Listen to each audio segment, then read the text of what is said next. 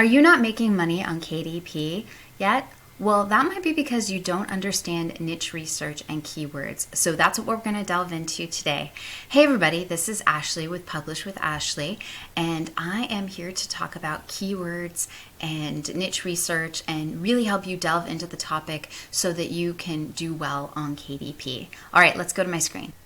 All right, so we're going to talk about what I like to call my rule of three. And that is basically kind of what I make sure when I'm doing a niche that I've kind of sub-niche down enough. So my rule of three is the type of interior, the niche, the sub-niche, and often I will even go down to another level like a sub-niche. So let's do some examples so you can understand. And the reason you do this and you niche down is because you have a smaller audience, but you're talking to a particular audience. And that is super helpful in actually getting your product in front of A, the right person, and B, someone who is looking for your type of product that there aren't like a ton of other competition against. So here's what I'm talking about for this first one. Type of interior, dot marker coloring. The niche is just kind of general animals, but the sub-niche is farm animals.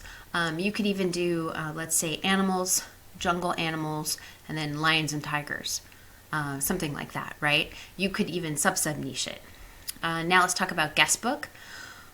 That's the type of interior. Wedding guest book is the particular type of wedding is your niche. And then Halloween, so it's a Halloween wedding guest book. I actually have some of these. They do sell.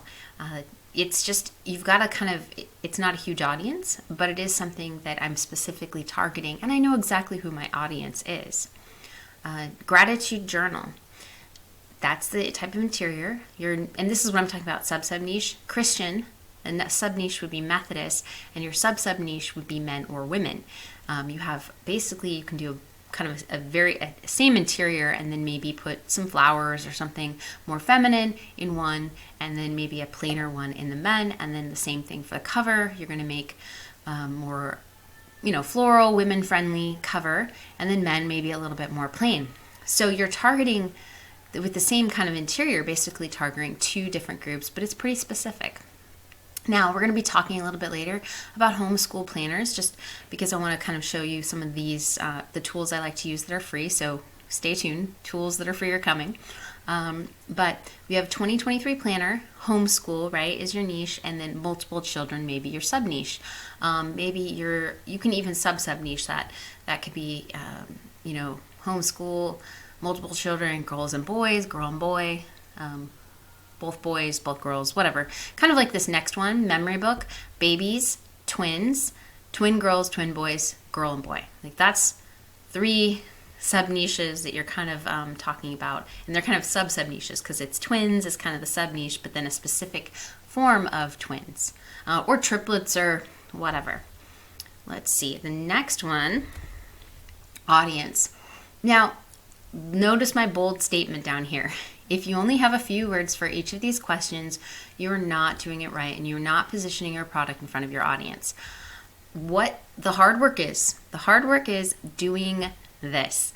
People don't want to do this. They don't want to sit down and think about these questions and the answers to these questions. And it's one of the reasons probably your book isn't selling or your books aren't selling because you really aren't focusing on solving a particular audience's specific problem. Okay, so you have to describe this with more than a few words.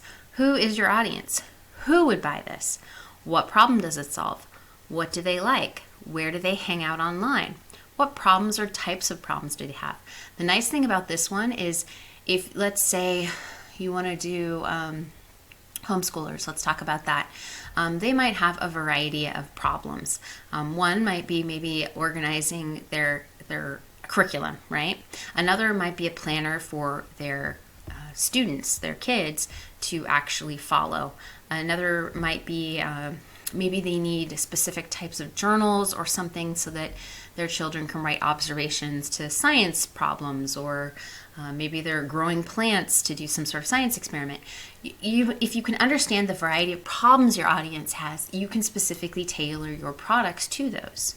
And then what are their cross interests? This one is really great for understanding who you could possibly, or where you can possibly advertise it, especially with Amazon ads. So for example, camping, right? So campers maybe want a journal to log their, let's say, their pictures. They want a picture book for their, they write, like, they have take some pictures, they have a little space that they could write their observations from those pictures, and they're kind of making a memory photo book type thing. Now, knowing that they're campers, they probably have some cross interest. Hiking, obviously campers tend to like hiking, but they also maybe like RVs, trailers, camping equipment, right? They have kind of some similar niches or interests, but their interests are wider than that. And then you can start focusing your advertising on that. You can advertise your photo camping logbook against tents or something like that, because if someone wants a tent, they may want to take pictures of their experiences and document it for posterity. Okay, so you want to understand your audience before you actually delve in and create a book and put it out into the world. Spend some time answering these questions. It does help you with keyword research, right? If you know their types of problems or their cross interests, or where do they like and what do they have, where do they like to buy things, what problems do they have, if you know all these things, you're going to find keywords that are specific to your book and specific to the audience you're trying to get your book in front of. Back-end keywords matter. Okay, so back-end keywords, those 7 boxes in the back. How do you fill those boxes out? I had a real hard time until I started kind of making this 7-word box template. Now, it's a template. It's just something to start my thoughts and ideas, thinking, and kind of, focus me, I guess. And I know a lot of people have a lot of problems, so this is why I have my 7-word boxes. But don't feel that, like, if you have extra words or words that don't fit in, you can move them to any box you like. This is to help you focus, basically. So for the first box, I try to do synonyms for the type of interior. I do the niche and the sub-niche for the second. Cover specific for the third. Who is this for? What's your target market? What market might use it? What they might use it for? And search phrases. And then that last one, specific or other keywords, right? Other things that maybe didn't fit into any of the others, or you had too many in one, whatever. Okay, type of it. Here's my example. So you see here is a homeschool lesson planner, organizer for distant learning. So that's my title, homeschool lesson planner. And then organizer for distant learners, distance learning students. There we go. I got that out. That's my subtitle.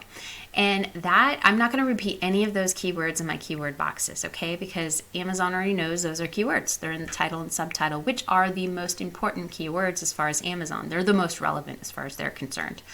And data tells them that, okay? So, but you still have those keyword boxes. So how do I fill those out? Let's do type of interior for the first. Things that describe a planner, right? Undated, weekly, monthly, record, book, tracker. Okay, I am going to avoid repeating any words that I can. If there are phrases, that is great, but if you notice throughout this, I have left out all the small words, for, the, of. Amazon doesn't see those as keywords. They kind of ignore those words, they ignore them. So even if you have a phrase, I would just throw out those words, like undated weekly planner for students. I would put undated weekly planner students. There's no reason for the for. Amazon doesn't see it, doesn't care about it.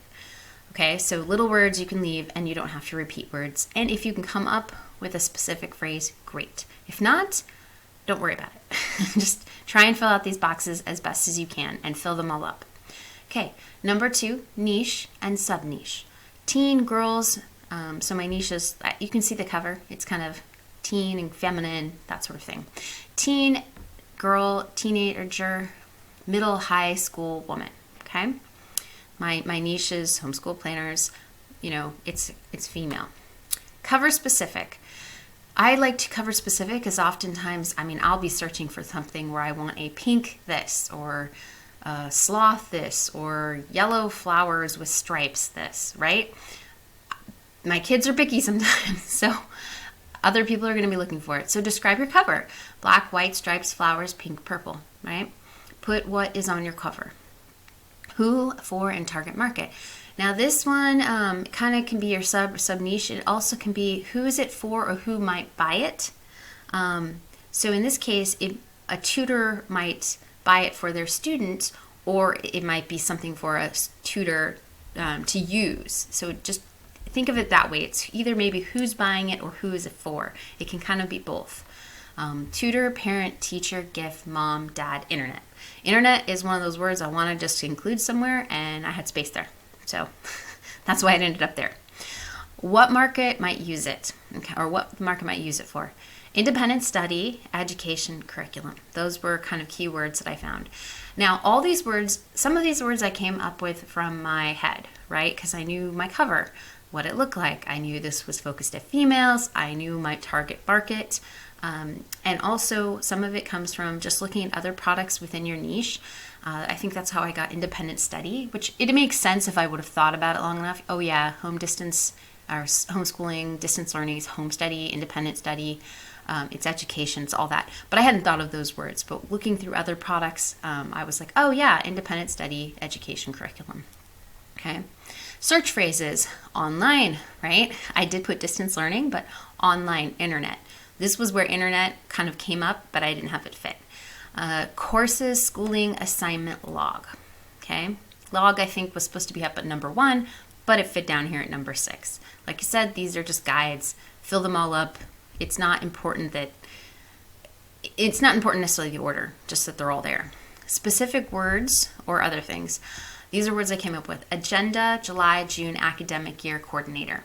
Okay, agenda is another word for planner, that sort of thing. July to June academic calendar, that is specific to academic calendars, tend to be homeschool planners. They're going to be within the school year, so July to June. Now, if you've made one that's September to June or August to June, don't put July in there. Put August or September. Make it specific to yours. Now, if you had room, I don't have room, but I might put July, August, September, because let's say I made mine from July to June and they get, they wanted September to June, but they get extra months, they're not going to be quite upset about that. Whereas if they got less months, they would be upset. So make it, so think of your audience.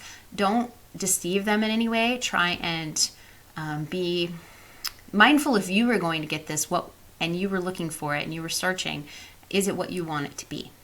Because that's really what you want to do. Okay, let's talk about free things that can help you find keywords or do some research. These are ones I like to use. I like to use Amazon Suggestion Expander. I also like to use Huge Amazon Search Suggestion Expander. These are all free on the Chrome store. Let me click over to the next one. This one's also from Self-Publishing Titans. It's the Amazon KDP, Amazon BSR, and Keyword Research Tool. I'll show you what these all look like. The next one this one I love, honestly, this is kind of one of my favorites, is the DS Amazon Quick View. It's very helpful. It's free. Let me show you what all these look like. So this first one is going to show you the AMZ Suggestion Expander. I've typed Homeschool Planner in here, and it is going to show you kind of before and after. So Homeschool Planner for Mom, Homeschool Planner 2023 to 2024.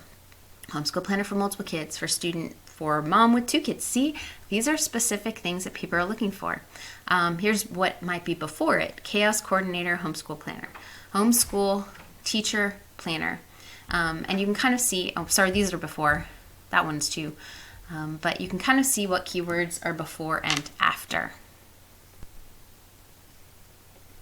Okay, the next one is going to show off, Amazon Quick View. DS Amazon Quick View. It is these like little boxes, and some of this, if I click on these things, you see things popping up. It is right here, but it kind of shows the Amazon Quick View 9,980. It gives me the ASIN. Some of these are really useful, especially for ads. This ASIN number, not having to dig in, that's really, really useful. That you can just get the ASINs from right there. Okay, now I'm going to show you the 2 self-publishing titans. This is the Keyword Niche Researcher. So you type in Homeschool Planner, and it takes a little bit, but it goes through and kind of scrapes data, and it gives you some information. It has this little category.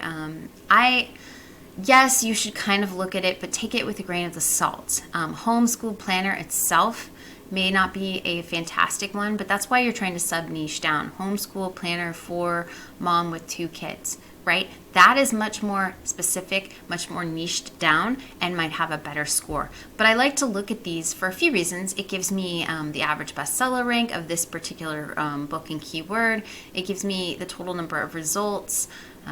It gives me some, highs and lows of reviews, which can be useful. Pricing. I think pricing is often really, really helpful. Okay, so, and it says that there's 23 indie published books. So I think this is useful. What I actually like more is much like Amazon Quick View. It is where it gives you the bestsellers rank. It gives you the various different categories it is ranking in. So this is ranking in office products and planners.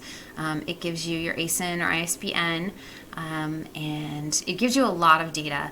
This one for me, and I think it's my computer, honestly, it loads up a little slower than Amazon DS Quick View, but it gives you like quite a bit more information. It gives you your seller, and you can tell if they're independently published or that sort of thing. So this can be really, really helpful for you. But these are some of the free keyword tools that I use. I like to go through and look at different, for finding my actual keywords, I like to go through and kind of look at the different titles for all the different books. I like to look at just a multitude of information. Let me show you what I mean. Okay, I'm scrolling down on the homeschoolers, and I like to look at different things. Now this one's a life planner gratitude journal. I think it's sponsored, yeah. So it doesn't have necessarily all the, it's not specifically a homeschool, but I can possibly get some ideas from this gratitude journal. Maybe I want to make mine about homeschool and planner with some gratitude quotes or something like that. Let's see, words I catch out here. Beautiful. That could be a great cover descriptor. Monthly tabs. We're not going to be doing this because it's spiral bound. To-do list. Those are good ones. Goals, meal planning, academic, and tools. That's a pretty... This one you can tell is probably at the very busy mom, right? This, from my guess, this is focused at the mom who's trying to plan her life, her homeschool, her to-do list, her goals, her meal planning, all of that in there. And it's not focused on the student. I could be wrong, but that's what I'm seeing from the keywords. And this is where you've got to think when you're using your keywords, what did they say about your planner? Okay, so this one's a mom planner homeschool, right? Definitely focus more at mom than the student.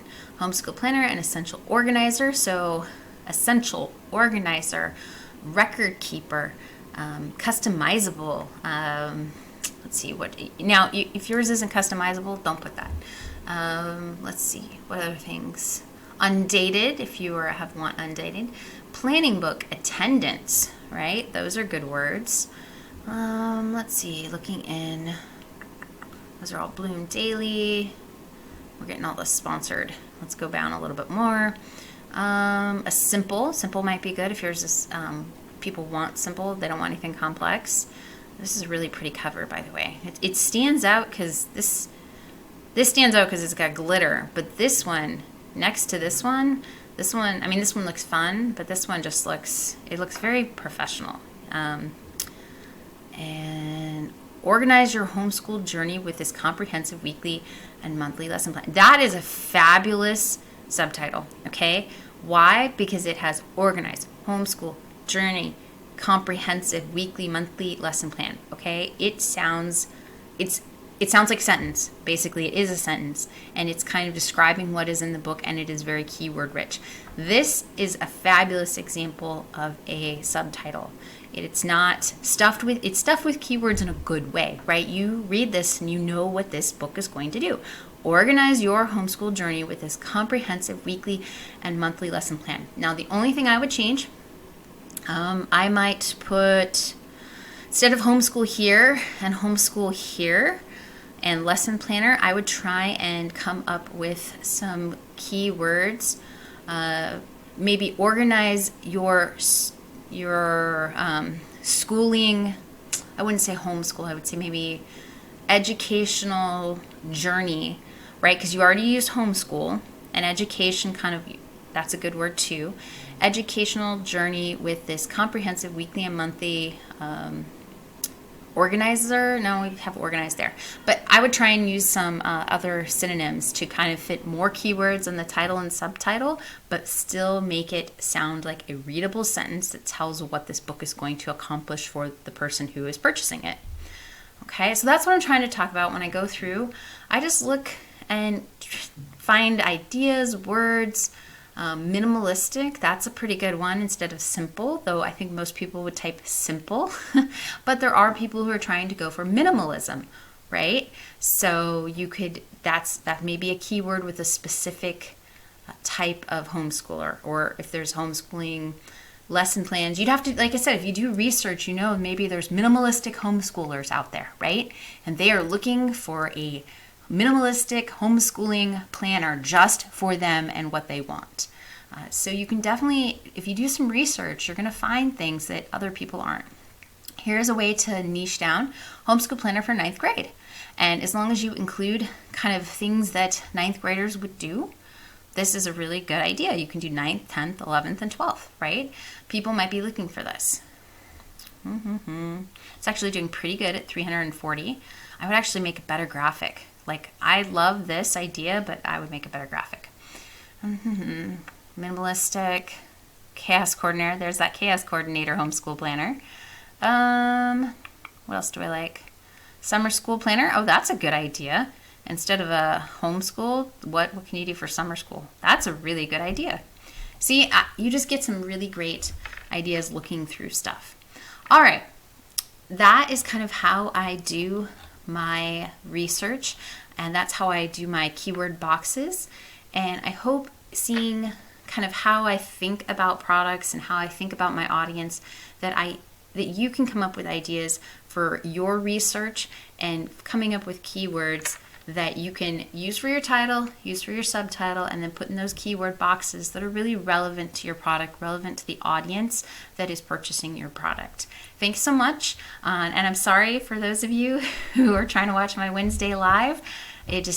My entire computer shut down. I tried to do it afterwards and put it up. The whole thing just went kapoofy today, or actually for the past few days, and I'm just getting back on this computer working. So thank you so much. I hope you enjoy this, and please like and subscribe to my YouTube channel. I'll see you all later. Bye.